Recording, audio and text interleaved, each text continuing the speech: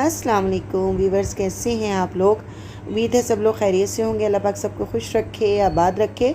Welcome to my YouTube channel Aali Sheikh की दुनिया। आज बन रहे हैं जी शामी कबाब, चिकन शामी कबाब। बहुत ही मज़े की रेसिपी है, बहुत ही आसान तरीके से बनाऊंगी और आपको इनको फ्रीज़ करने का तरीका भी बताऊंगी कि आप इनको कितने टाइम के लिए स्टोर कर सकते हैं। बिस्मिल्लाहिर्रहमानिर्रहीम। चलिए जी, टाइम ज़ाया किए बगैर रेसिपी को स्टार्ट करते हैं।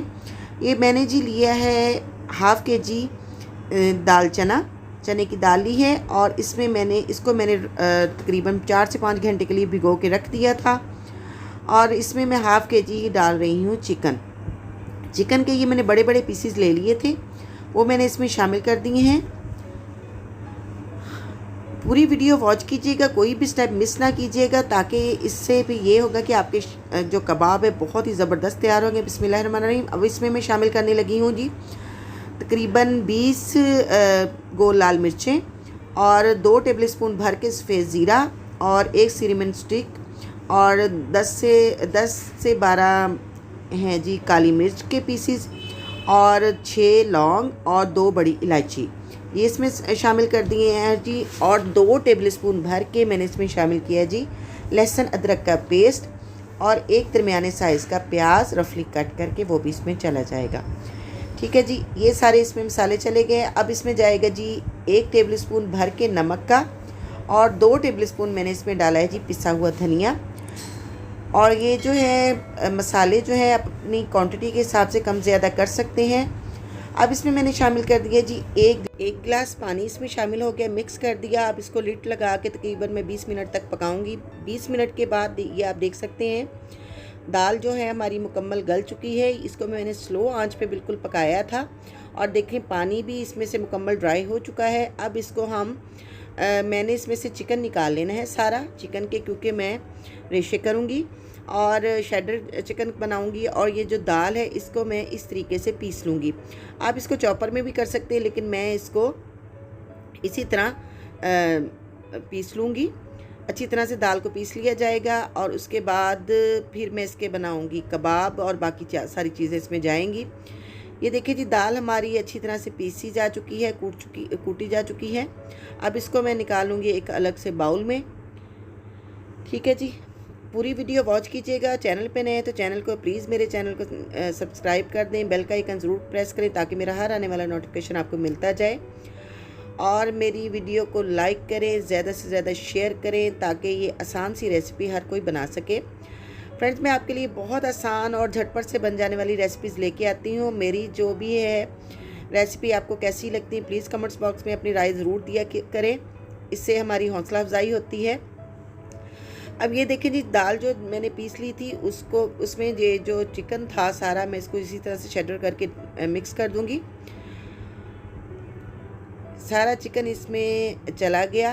ठीक है जी, ये सारा चिकन मैंने इसमें डाल दिया है। अब इसमें मैं बाकी की जो चीज़ें शामिल करूँगी। बाउल मेरा छोटा था इसलिए मैं इसको दूसरे बाउल में डाल के अब इसमें मैं शामिल कर दूँगी तकरीबन 1 मुट्ठी भर के हरे धनिए की और तकरीबन 3 से 4 हरी मिर्चें इसमें शामिल हो जाएंगी। ये देखिए जी, हरा धनिया इसमें बहुत सारा डाला हो तो बहुत अच्छा लगता है। ये 3 से 4 हरी मिर्चें जो मैंने इसमें वो भी शामिल कर दी। प्याज जो है वो मैं इसमें शामिल नहीं कर रही। अगर आप डालना चाहें तो पहले प्याज को अच्छी तरह से धो के उसका पानी निचोड़ के फिर आप इसमें शामिल करें, क्योंकि इनको हमने ज़्यादा टाइम के लिए स्टोर करना होता है। इससे फिर हमारी ये जो शामी है वो ख़राब हो जाएंगे अगर हम इसमें प्याज बग़ैर निचोड़े डाल देंगे। तो प्याज का पानी आपने अच्छी तरह से निचोड़ के बारीक प्याज काट के फिर डालना है, लेकिन मैं प्याज शामिल नहीं कर रही।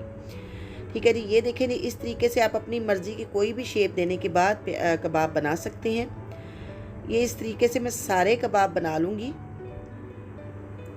देखें फ्रेंड्स, कितना इनका कलर देख लें और इनकी खूबसूरती देख लें।